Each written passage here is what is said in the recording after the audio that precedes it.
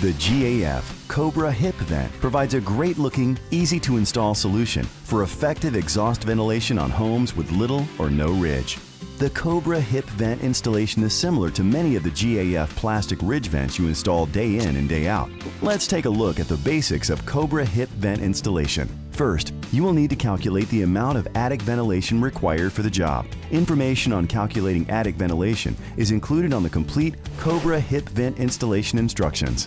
With the required attic ventilation calculated, begin by measuring 12 inches down from the peak or the top of the hip and cut a 2.5 inch wide by 36 inch long air slot centered over the hip. This should provide a 1/2 inch air slot on both sides of the hip rafter, re-nail or reinforce decking as needed. After the first hip air slot is cut, measure 12 inches down from the previous slot and cut a second 2.5 inch wide by 36 inch long air slot. Unlike cutting the air slot at the ridge, the hip air slots are not continuous. They are separated to maintain structural integrity at the hip areas of the roof. Ventilating the lower half of the hip can potentially act as an intake vent, so it is important to never cut air slots below the midpoint of the hip or less than 24 inches from the building's warm wall. With the hip air slots cut, move down to the bottom of the hip, nearest the eave, and install 2 cap shingles.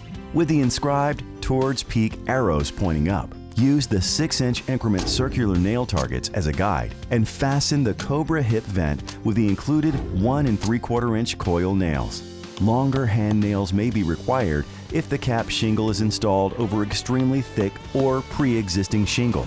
The vent must fit tight to the shingles below for maximum weather resistance.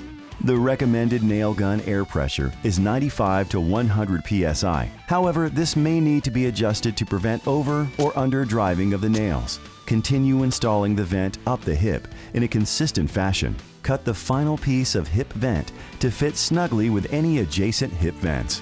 With the last piece of vent installed, cover all joints between adjacent hip vents and ridge vents with a 3-inch wide piece of GAF peel and stick leak barrier. For details on joining Cobra Hip Vent to a ridge vent, please see the complete Cobra Hip Vent installation instructions and use the template provided on the box. Finally, use the included 1 3/4 inch coil nails and follow the inscribed shingle nail zone on the top of the vent to align the cap shingles.